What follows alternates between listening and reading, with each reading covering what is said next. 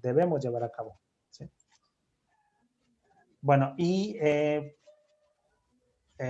respecto a la intervención o qué podemos hacer nosotros como psicólogos, quiero comentarte, psicóloga, que desafortunadamente no solamente nosotros no podemos como intervenir nada más como así, ¿no? Sino que yo considero que debe ser una medida o una intervención integral, ¿sí?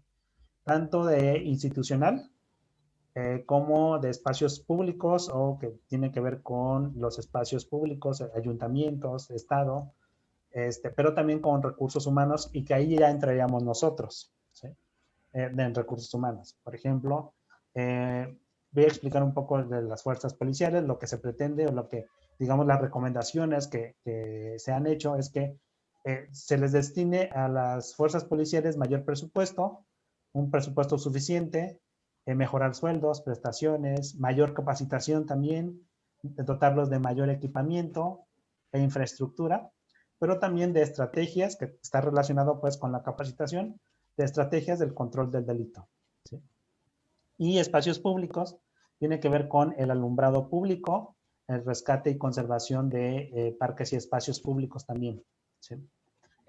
Aquí, por ejemplo, es algo muy importante esto de espacios físicos y del alumbrado público, porque desde la criminología, si no mal recuerdo, hay una teoría que si dice que si una zona tiene un alto índice delictivo, lo que se debe hacer es hacer como una valoración y saber si las luminarias de esas calles o de esas zonas están en buenas condiciones, ¿sí? Porque se parte de ello de que si hay una buena iluminación, si hay una buena rondas de la policía, entonces los índices delictivos van a disminuir. ¿Sí?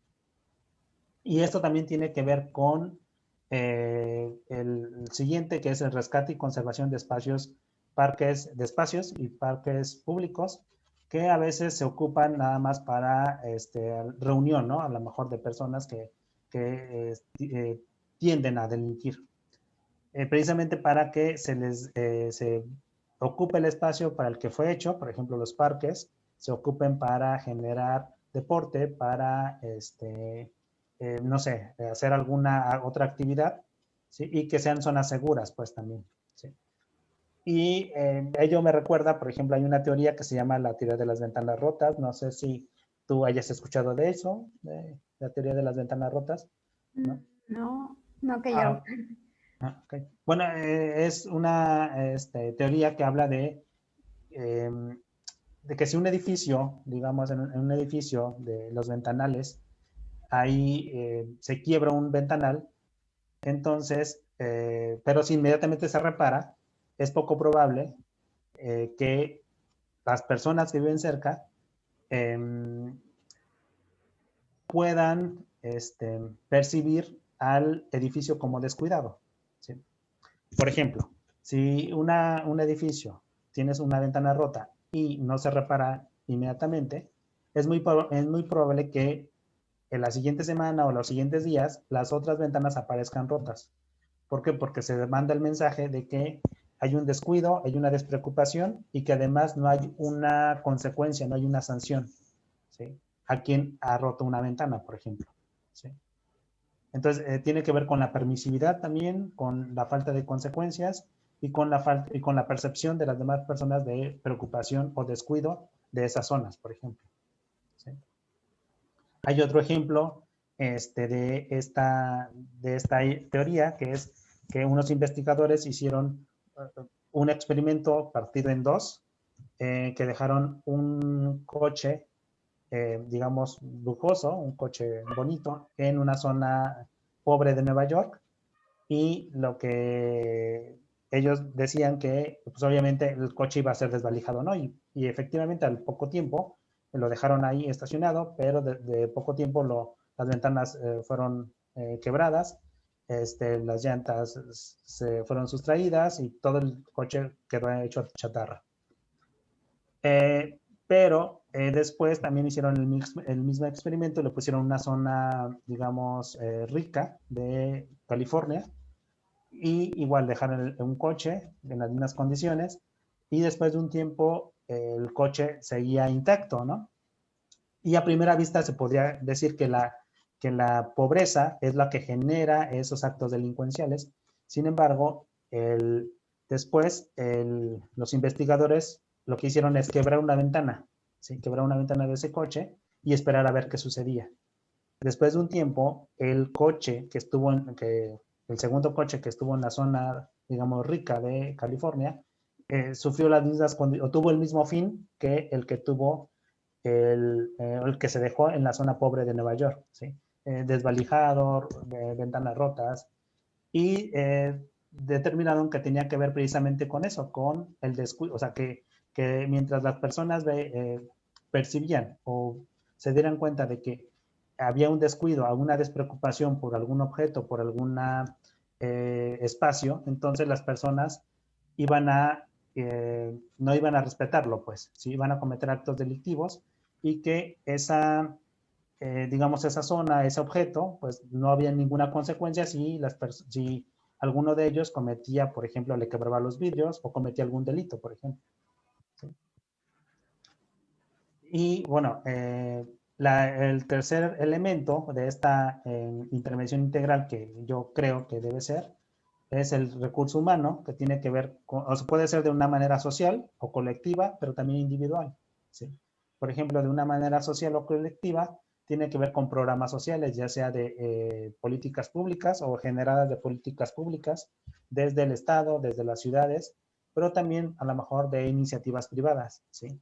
En donde se trabaje con la reducción del miedo, que estén enfocadas también a la prevención de la violencia. Por ejemplo, igual había un programa precisamente enfocado a la reducción de la violencia o la prevención de la violencia, mejor dicho, con jóvenes, y precisamente tenía que ver con una ONG, que es la UNICEF, y también tenía que ver con una organización privada del estado de Morelos que venían a hacer un pilotaje aquí en Guerrero, ¿sí? En Iguala específicamente. También, por ejemplo, de manera colectiva también se podrían hacer medidas de sensibilización y focalizarlas también a la autoprotección, ¿sí? De manera individual, lo que se puede hacer es trabajar técnicas de manejo del miedo, del estrés, de la ansiedad, ¿sí? Trabajar también con el desarrollo de habilidades socioemocionales y también dotar a las personas con técnicas de regulación emocional.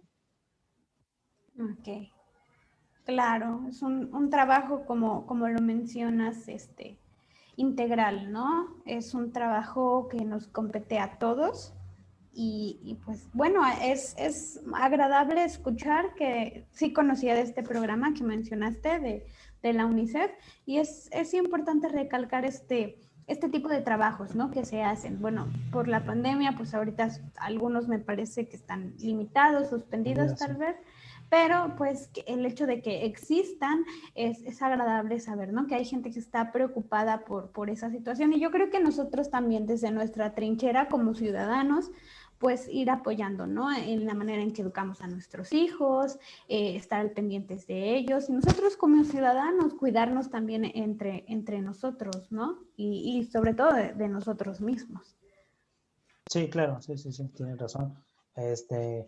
No sé si se llamaría educación en valores o educación en el respeto a lo mejor también, sí, podría ser. Entonces, sí, eso también tendríamos que trabajar, ¿no? Como sociedad, me imagino, o aquí me surge a lo mejor, ¿no? A través de programas, ¿no? Programas sociales, programas que tengo entendido, por ejemplo, de psicóloga, que algunos programas sociales están enfocados igual a estas pláticas sobre convivencia familiar, como que últimamente se hace como esa triangulación o ese cadeneo, ¿sí? Por ejemplo, algunos programas sociales están enfocados a sí la ayuda, digamos, económica, pero también un compromiso en donde las personas, en este caso creo que madres de familia, tienen que asistir a algunas pláticas, ¿no? Y esas pláticas lo que se hace es enfocarse en eliminación de prevención de la violencia, identificación de la violencia, educación en valores también, Sin embargo, considero que a lo mejor todavía estamos como totalmente desarticulados y faltaría esa articulación. ¿Sí? Faltaría como esa articulación para que no cada quien ande por disperso, ¿no? Y podamos realmente construir un objetivo común y llegar a una meta en conjunto. Claro, yo creo que muchas veces creen que con una plática, ¿no? Pueden todo, Eso, trabajar claro. todo. Eso. Entonces, pues realmente, creo que en el workshop que teníamos con la psicóloga Leslie, el workshop el último del año nos decía eso precisamente, ¿no? Que a veces creen que con conferencias, con pláticas pueden abordar todo esto y realmente, pues sí te sirve como método de información, ¿no? De psicoeducación, tal vez de conceptualizar algunas cosas, pero realmente un método de intervención como tal muy pocas veces se maneja o me atrevería a decir que casi nunca, ¿no?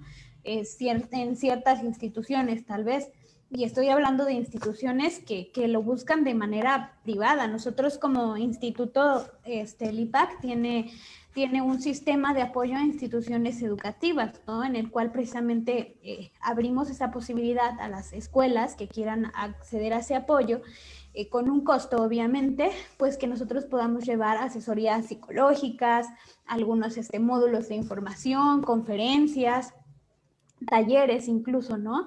Pero realmente creo que de manera